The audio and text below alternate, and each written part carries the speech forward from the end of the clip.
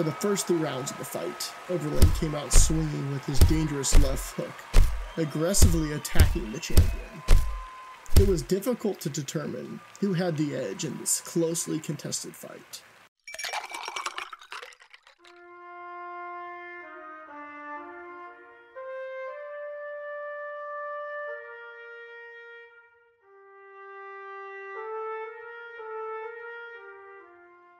Hello everyone, and welcome to the second episode of the Whiskey and History podcast. I am your host, Zach Holmeyer, and welcome to our second episode today, which we're going to talk about the Ken Overlin boxing story. To kick off today's podcast, I'm going to try something a little different. Reading an advertisement about the whiskey I'm drinking is from the same time period as today's episode. I am drinking one of my least favorite drinks, which is Jack Daniel's whiskey. And the reason why I don't really care for this whiskey has too strong of a taste for me. Let's take a quick sip. Yeah, it's not one of my favorites, but it fits well with today's kind of story. Time to read about Jack Daniel's whiskey from a Springfield newspaper in 1962. Jack Daniel's best friends don't know the secret. Most folks who favor Jack Daniel's know that charcoal mellowing accounts for the sippin' smooth difference between Tennessee whiskey and all others. But some, maybe you would be interested in knowing just how it starts with a Tennessee whiskey tree. A hard maple growing on high ground, and it has to be cut in the season when the sap is down.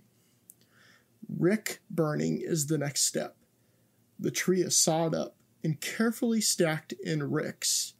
If you don't know what a rick is, it is basically a commodity like corn or wheat, in this case wood, so stacks of wood. Then the ricks are set afire in the open air for pure charcoal. This special kind of charcoal is ground up fine and packed tightly in vats 10 feet deep. Then the just made Jack Daniel's is trickled down through it, a leisurely drip that takes twice as long as the other whiskeys making steps put together. What seeps out 10 days later, drop by drop, is the only gentlest part, ready for the aging. Now some people call this ancient Tennessee process a secret. It is, not actually. It's just that this old whiskey smoothing method has been almost forgotten in the rush of today. But Jack Daniel's small distillery still takes the time to give whiskey this extra blessing. We think that after a sip, and you'll say it's time well spent. Well, let's take a quick sip, everyone, and we'll really see if it is time well spent.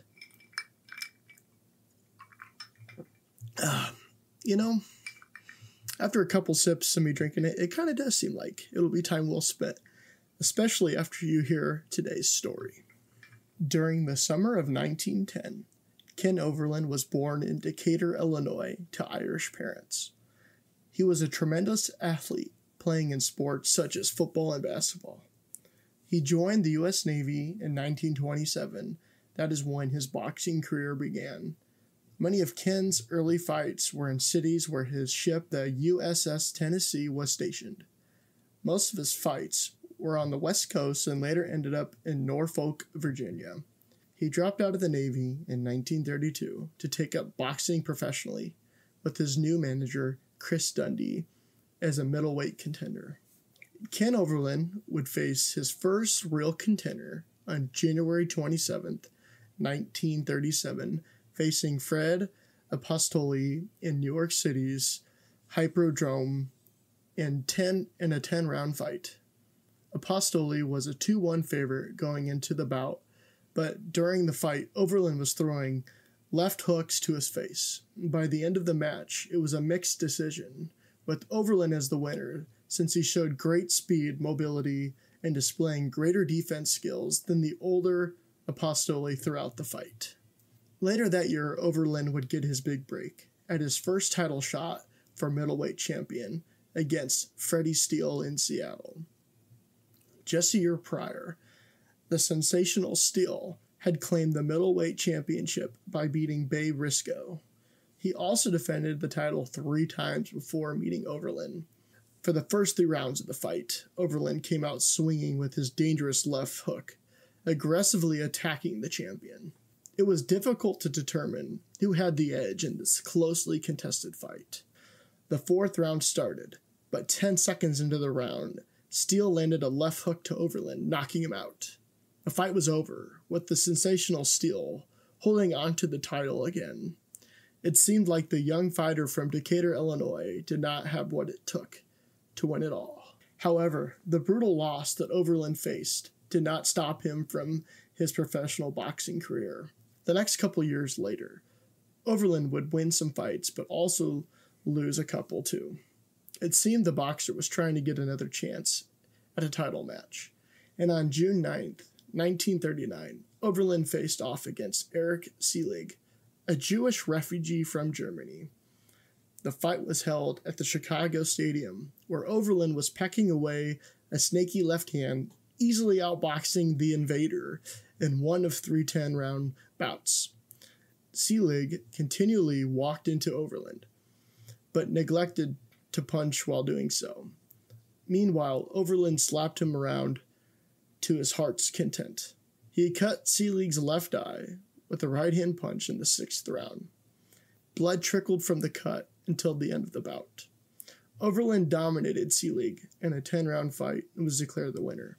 It was only a matter of time before he would get another chance at the title. In 1940, Overlin was rated one of the most improved boxers in the game.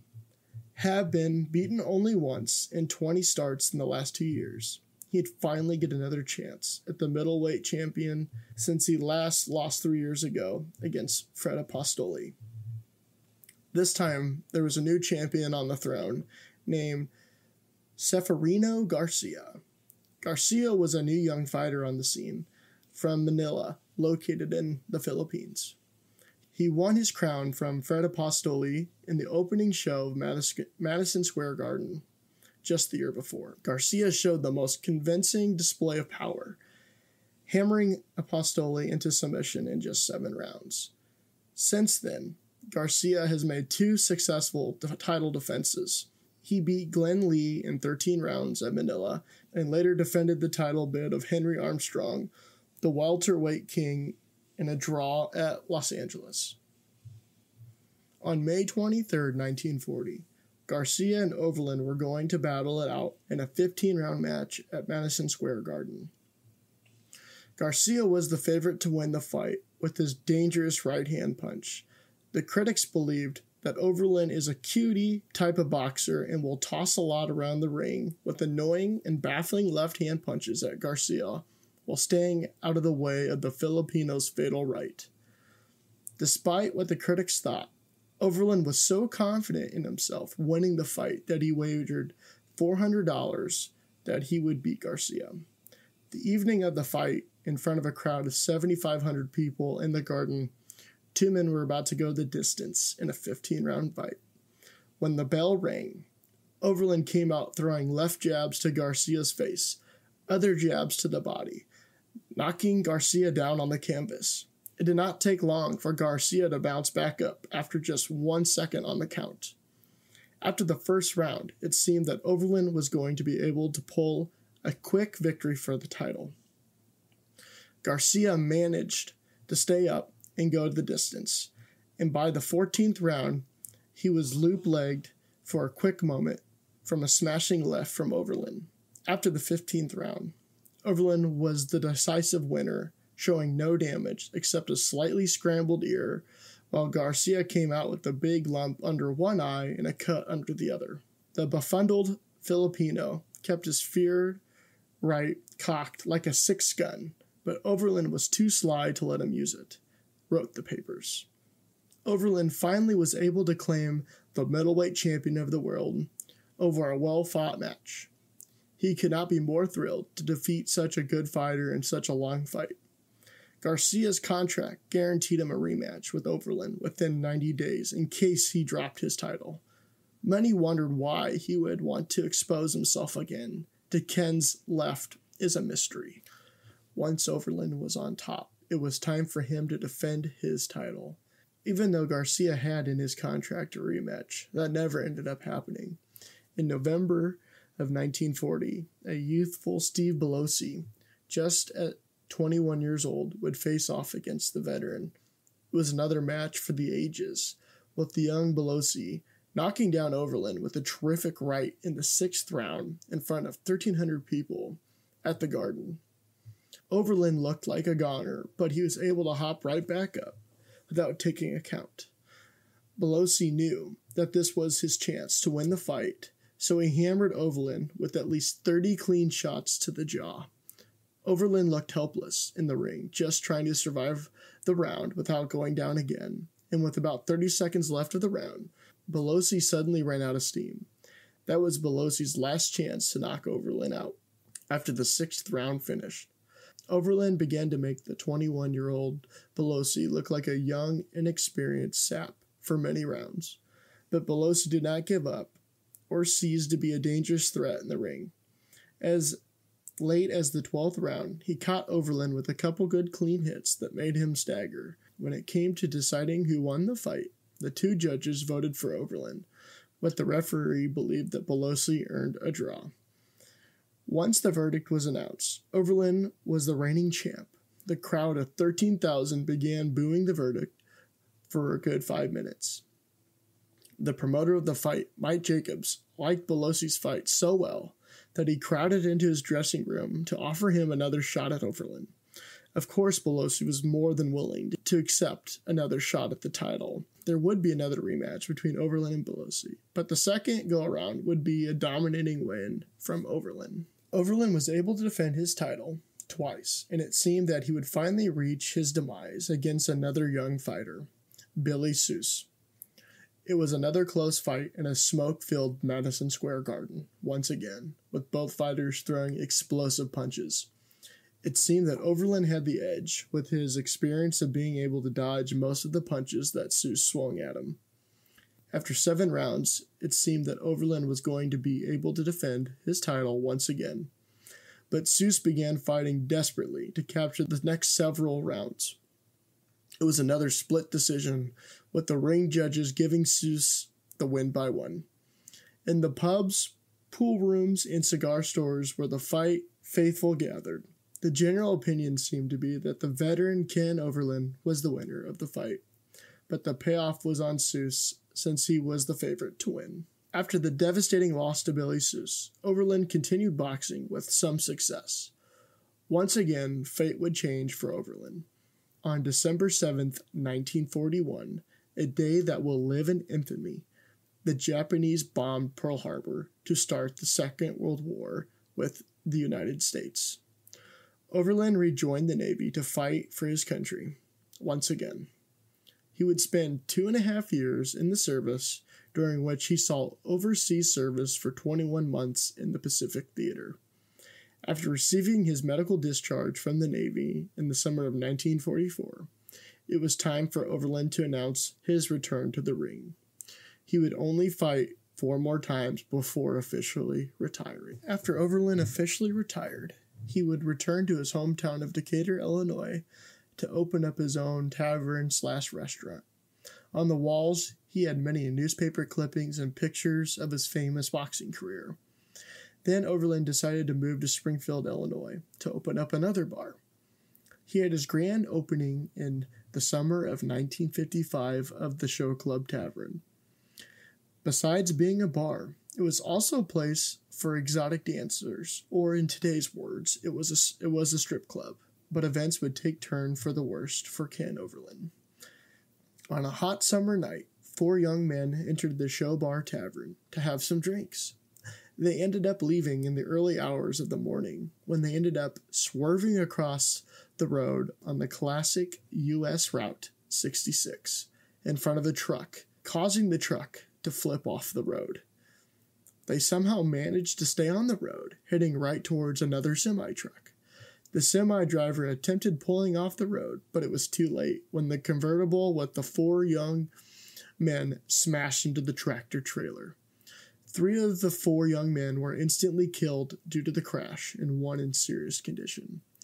The 3 men that were killed were Gerald Downey, 18, John Stapleton, 18, and Edward Gangan, 19, and all of them served in the U.S. Navy.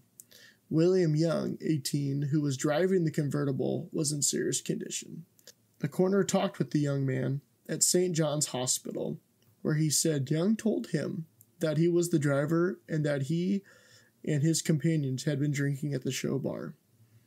The state's attorney said he took steps to immediately close the tavern for selling youth liquor illegally.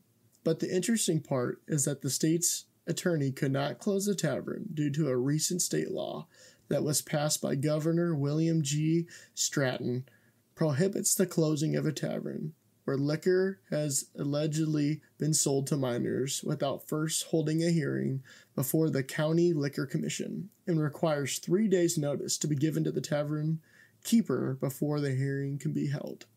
It looks like Overlin caught a small break in such a horrific event that occurred.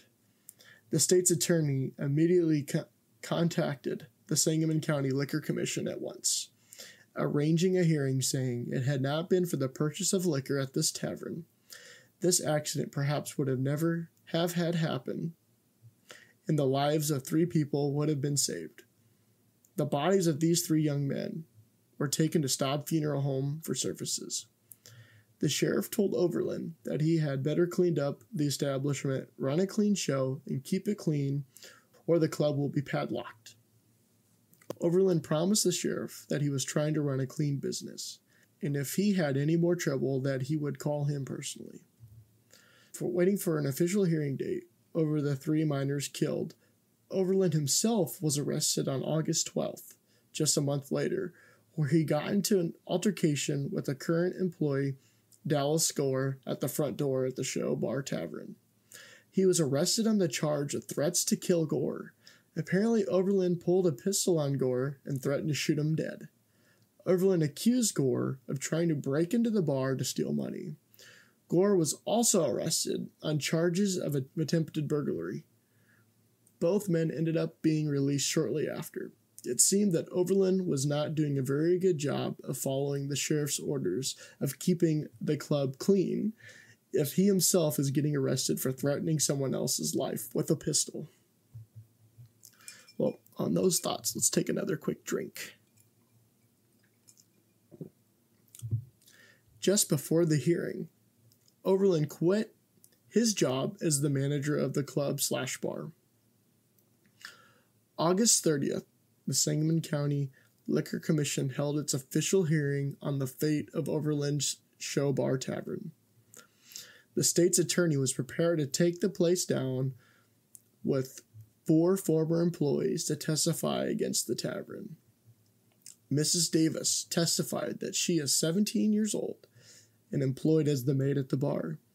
She said that on many occasions, Overlin sold her vodka and beer and that she paid for it herself. She also testified that Overlin sold liquor to customers already intoxicated, and some of them had to be carried out. She saw many girls soliciting drinks from customers and were served water or ginger ale as champagne, while the customer was charged for champagne. She also witnessed several fights, although there wouldn't be much of a fight because Ken Overlin would hit one of them hard and mess their face up good. Davis and the other 3 employees told of an incident in which Overlin ground a cigar into an elderly man's ear during a dispute. Dallas Score, the one that was formerly arrested with Ken, tells the story of the morning showing up at the club to find it locked and was walking back to his car when Overlin jumped from another car and asked where he was going. Overlin pulled 2 pistols out, telling him he was going in whether I like it or not. The Decatur Liquor Commissioner testified that Overlin's place was closed in Decatur due to him being out of bounds, and I went over to his place and took the license off the wall on the mayor's instructions. In the end, the state's attorney was able to get the show bar closed because Overlin served liquor to minors. And besides that, there was also the charges of prostitution, female impersonators, and serving liquor to minors and drunks, and occasional violence. And this is too often the case at this place, and that Overlin promised that he would clean things up to the sheriff, and it seemed like he did not follow those rules. Overlin argued that he was personally attacked and that other bars in Springfield were just as bad or even worse, and that two wrongs don't make it a right to just come after him and leave the other ones alone. But the moral of the story was it was time for the show bar to close because 3 young men lost their lives driving home one night because they were served alcohol. And if that did not happen, those 3 young men would have survived. Shortly after all this, Overlin packed his bags and left Springfield, Illinois for good. He could no longer ever hold a liquor license or run a liquor establishment in the state of Illinois. So he decided to move out west to Reno, Nevada. He worked as a bartender, and he has been in poor health because he struck a fight with a hoodlum who assaulted him by pistol whipping. Overlin was required to undergo emergency surgery for severe scalp lacerations. 7 years after the assault, on July 24th, 1969, Overlin was found dead in his apartment. Police said he had been dead for several days, and apparently from natural causes. Ken Overlin's boxing legacy has been sadly forgotten over time in history, especially here in central Illinois. He won 127 fights and lost 13 in a long career spanning 2 decades. You can argue that he was one of the best middleweight fighters of all time. And I hope you guys really enjoyed today's episode of Whiskey and History. The research I used for today's episode came from several newspaper clippings from the Daily Illinois State Register database. I personally did all the research myself. This episode took me about a couple weeks to do all the research. The funny thing is, a lot of people ask me how I heard about the Ken Overlin story. And is one day I was doing research for my thesis project for grad school. I am a public historian. I just finished my master's last year. But anyway, I was doing research for my final thesis, and it was completely unrelated from Ken Overlin. I was doing research on a Springfield, Illinois band from the 1950s, and what's funny is the band ends up playing at the show bar, which you guys heard of, is after it closes, there actually turns into a dance hall for teenagers and called Teenland. And anyway, doing this, I saw the story of the drunk driving accident with the 4 teenagers that went in and drank illegally. And I was reading that article, and I saw that this former middleweight champion of the world, Ken Overlin, served these teenagers drinks, and they ended up dying. And I'm just like, whoa. This is insane. And that's the glory of doing any type of historical research, especially when you get into newspapers and all that fun stuff. You do some research, then all of a sudden you see something that's completely unrelated, and you start reading about it, and all of a sudden you're down this very, very deep rabbit hole. And that's where I was, and I kept looking into this guy. I looked him up, did some further research, and it's like, wow, this is a pretty crazy story. I didn't even know anything about his boxing career. I was just reading about him after he retired and running this bar, or slash, strip club. And I thought it was absolutely fascinating. And so I saved that article from over 2 years ago now. And I've always kept it. And I never knew what I was really going to do with it. And so I decided, this would be a really fun episode to talk about a former middleweight champion of the world, someone that has been forgotten, you can argue, in history, especially Illinois and Central Illinois history. And I thought this was a very fascinating story. And I really hope you guys enjoyed the story as much as I did. And don't forget, guys, to follow me on social media at the Whiskey and History Podcast. I will put a link down in the description where I'll post images of Ken Overlin and him in his title match of Garcia. Pretty cool images that I screenshotted from the newspaper archives that you guys can actually see who these people were. And make sure you turn on notifications so you can be ready for the next episode. Thanks for listening.